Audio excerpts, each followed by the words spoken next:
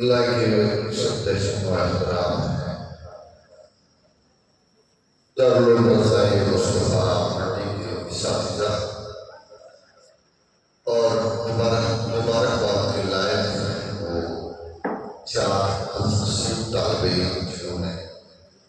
اللہ کی مقدس کتاب کو یاد کیا، اسی ضمن میں آج دعائیہ بیٹھے ہیں 11:30 بجے انشاءاللہ دعا ہو جائے۔ کوئی جلسہ نہیں ہے، لمبا چوڑا پروگرام نہیں ہے، بس تھوڑی دیر کے لیے جو یہ نعتیہ پروگرام تھا اس کو بڑھایا جا رہا ہے۔ حضور پیر طریقت علامہ سید شاہد بخاری اور آئے ہوئے علماء کرام کی تھوڑی دیر میں آمد ہوگی تو دعا ہو جائے گی انشاءاللہ۔ اس کو بیٹھیں مختصر سی یہ آگے محفل ہے، ہماری بے چینیاں ہمیشہ برقرار رہتی ہیں۔ اللہ تعالیٰ ہمیں سکون عطا فرمائے۔ صلی اللہ علیہ یا رسول اللہ وسلم علیک یا حبیب اللہ صلی اللہ علیہ یا رسول اللہ وسلم علیک یا حبیب اللہ۔ آئیے حضرت امام اہل سنت شاہ امام احمد رضا خان علیہ رحمۃ الرحمٰن کے لکھے ہوئے نعت پاک کے چند اشعار کہ عرش حق ہے مسند رفعت رسول اللہ کی،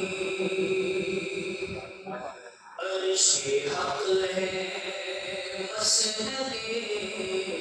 رفعت رسول اللہ کی، عرش حق ہے مسند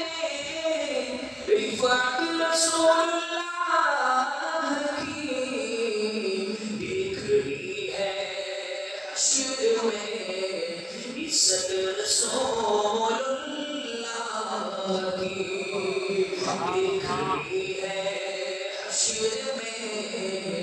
عزت رسول اللہ کی، لانا بالعرش جس کو جو ملا ان سے ملا، بڑھتی ہے کونین میں نعمت رسول اللہ کی، بڑھتی ہے کونین میں نعمت رسول اللہ کی، اور وہ جہنم میں گیا جو ان سے مستغنی ہوا، ہے خلیل اللہ کو حاجت رسول اللہ کی۔ یہ قرآن اسی طریقے سے ڈھالتا رہے گا۔ عزیزان ملت اسلامیہ، یہی وہ قرآن تھا کہ اللہ رب العالمین کے پاس تھا۔ رب تبارک و تعالیٰ نے اسی قرآن مجید کو لوح محفوظ پر رکھا، اور یہی وہ قرآن تھا جو لوح محفوظ سے حضرت جبرائیل کے ذریعے 23,000 سال کے لمبے عرصے کے اندر یکے بعد دیگرے تھوڑا تھوڑا کر کے، تھوڑی تھوڑی سورتیں کر کے یا تھوڑی تھوڑی آیتیں کر کے، یہ جبرائیل کے ذریعے قلب مصطفیٰ پر، مصطفیٰ کا محمد صلی اللہ علیہ وسلم کے دل پر نازل ہوتا رہا، حضور کے دل پر نازل ہوتا رہا، یہ قرآن نازل ہوتا رہا، حضور کے پاس آتا رہا۔ حضور جب تک مکے میں رہے قرآن مکی ہے، پھر حضور جب ہجرت کر کے مدینہ گئے تو قرآن یہ جناب والا مدینے میں پہنچا تو مدنی ہو گیا، اور یہی وہ قرآن تھا حضور سے چلا صدیق اکبر رضی اللہ تعالیٰ عنہ کے سینے میں منتقل ہوا، پھر وہاں سے چلا یہی وہ قرآن فاروق اعظم کے پاس آیا، یہی عثمان غنی کے پاس آیا، یہی وہ قرآن تھا جو حضرت علی کے پاس آیا، یہی وہ قرآن تھا 1,24,000 کروڑ کے صحابہ کرام کے پاس پہنچا، اور پھر ان سارے صحابیوں نے مل کر کے جب محنتیں کاوشیں کی، مدرسے بنائے، مسجدیں بنائی، امامت کی، اور جس جس جگہ پر گئے قرآن لوگوں کو پڑھاتے گئے، قرآن لوگوں کے سامنے پڑھتے چلے گئے۔ آج اللہ نے یہ دن بھی دیکھا ہمیں کہ اللہ کی قسم اس جموں کشمیر کے پہاڑ کے ان دامنوں کے اندر مصطفیٰ پر جو قرآن مکے میں نازل ہوا تھا، مصطفیٰ پر جو قرآن مدینے میں نازل ہوا تھا، اللہ کی قسم وہ قرآن ہمارے گھروں کے اندر بھی پہنچ چکا ہے، ہماری نسلوں میں بھی پہنچ چکا ہے۔ آج وہ شوق ہمیں نظر نہیں آتا جو ماں باپ کے پاس ہونا چاہیے کہ میرا بچہ اس اعزاز کی طرف بڑھ رہا ہے، اور یہ چیز دیکھ کر افسوس ہوتا ہے، اور اساتذہ کی محنت کو اور ڈبل ہو جانا چاہیے کہ ہم ایک ایسی قوم کی رہنمائی اور ایک ایسی قوم کی حفاظت کا بیڑا اٹھائے ہوئے ہیں جس قوم کو اپنے ضیاء کی خود سے فکر نہیں ہے، جنہیں خود سے پرواہ نہیں ہے کہ ہمارا نقصان کیا ہو رہا ہے۔ تو ایسے میں ضرورت پڑ جاتی ہے جاننے والوں پر، اور ان کی ذمہ داریوں کا احساس میں ہونا چاہیے کہ جو قوم اس شعور سے بھی عاری ہو جائے کہ قرآن کتنی مقدس کتاب ہے، پھر اس قوم کے ہر بچے تک قرآن پہنچانے کی ذمہ داری ہمارے سر آتی ہے۔ تو میں مبارکباد دوں گا یہاں کے اس ادارے کے جملہ معاونین منتظمین کو، اور میں طلبہ سے 2-3 باتیں کر کے اپنی بات ختم کروں گا۔ وہ یہ کہ یہ جو علماء کی جماعت پر جو آپ دیکھ رہے ہیں نا، ان لوگوں سے پہلے لوگوں نے مدارس میں خرچ کیا اور مدارس نے علماء کو تیار کیا، ایک تو ثواب آخرت کی امید پر، دوسرا یہ کہ ہماری آنے والی نسلوں کے رہنما تیار ہوں۔ اگر وہ ایسا نہ کرتے تو آج یہ لوگ یہ جماعت میسر نہ ہوتی۔ آج جو قوم مدارس میں پیسہ خرچ کر رہی ہے، جو قوم تمہارے اوپر اپنے قیمتی مال کو لگا رہی ہے، وہ اسی امید پر لگا رہی ہے کہ جب ہماری نسل جوان ہو تو ان کا رہنما بھی ان میں سے تیار ہونا چاہیے۔ یہی ایک وہ ان کا جذبہ ہے جس کی وجہ سے وہ تم پر خرچ کر رہے ہیں۔ تو اب تمہارے ذمے صرف اپنی ذمہ داری نہیں ہے کہ اپنی زندگی کا خود فیصلہ کرو، بلکہ اس قوم کی اگلی پیڑھی کا مقدر تمہارے ہاتھ میں ہے۔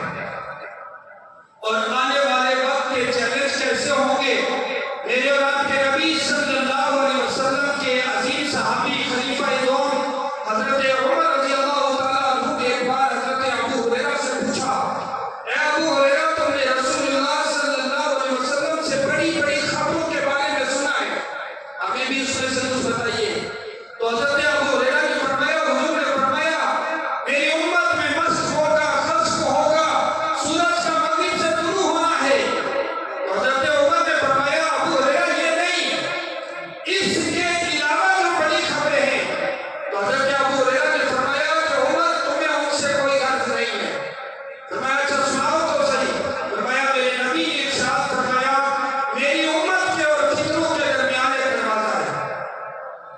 جب تک وہ دروازہ قائم رہے گا میری امت پر فتنے نہیں آئیں گے، اور جب وہ دروازہ نہیں رہے گا تو شہد کی مکھیوں کے چھتے کی طرح میری امت پر فتنے ٹوٹ پڑیں گے۔ صحابہ نے عرض کی کہ یا رسول اللہ صلی اللہ علیہ وسلم، حضرت ابو ہریرہ فرماتے ہیں راوی ہیں کہ وہ دروازہ کھولا جائے گا یا ٹوٹ جائے گا؟ فرمایا دروازہ توڑ دیا جائے گا۔ تو حضرت ابو عمر افسوس کرتے ہیں، فرماتے ہیں آئے افسوس، دروازہ کھول دیا جائے گا تو کوئی اور آگے بند کر دیتا، جب دروازہ ہی توڑ دیا جائے گا تو پھر اسے بند کیسے کیا جا سکتا ہے؟ تو حضرت عمر چلے گئے تو حضرت ابو ہریرہ سے کسی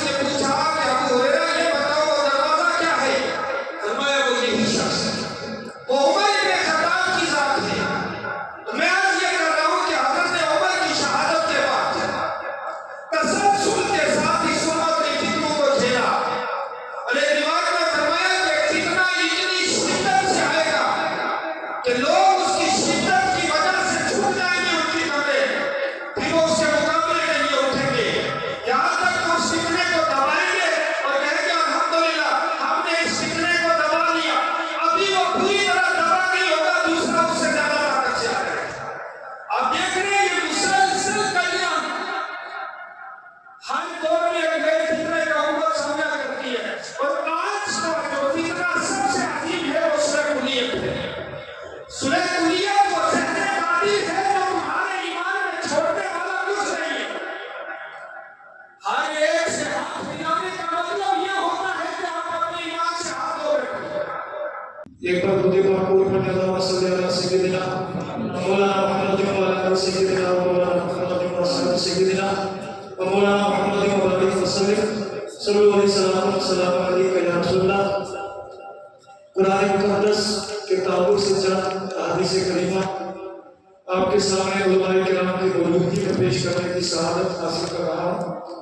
رسول مکرم صلی اللہ علیہ وسلم نے ارشاد فرمایا، جس نے آسان انداز میں قرآن پڑھنا سیکھا، اس نے قرآن کی تلاوت کی، اللہ تبارک و تعالیٰ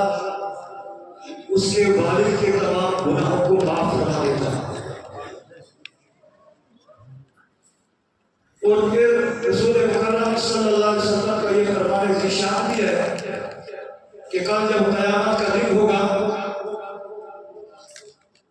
جو ترتیب کے ساتھ اس قرآن کو پڑھتے ہیں، جس طرح اس کو پڑھنے کا حق ہے،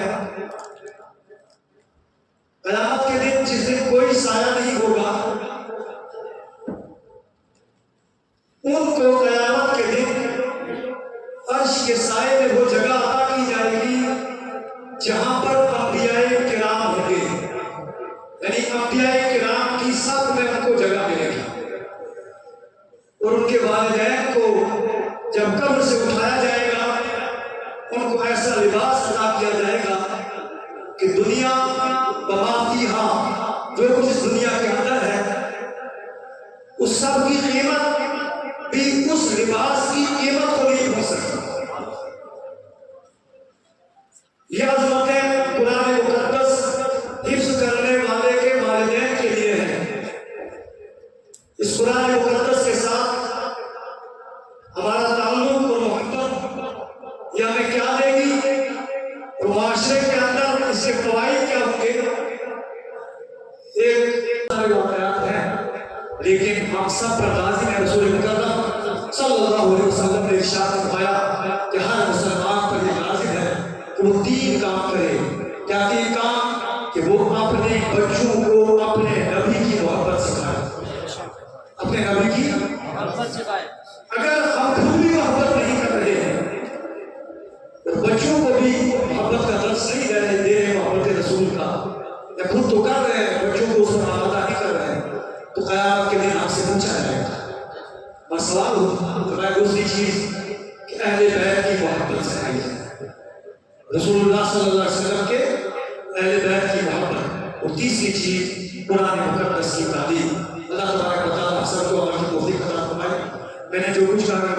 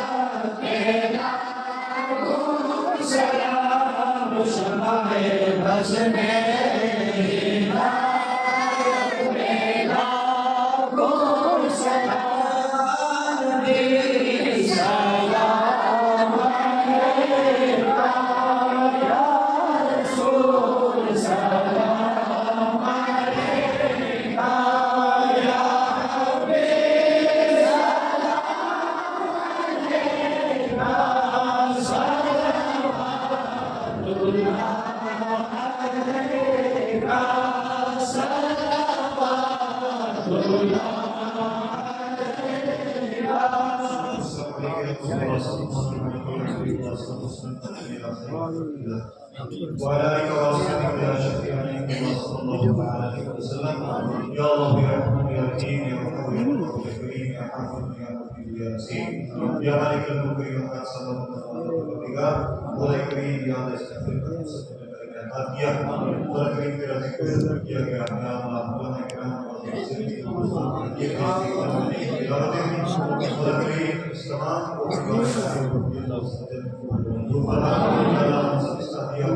ولا بدون هي التمثيل عن حديث الصلاة ولا ربنا في ذلك محمد المصطفى صلى الله عليه وسلم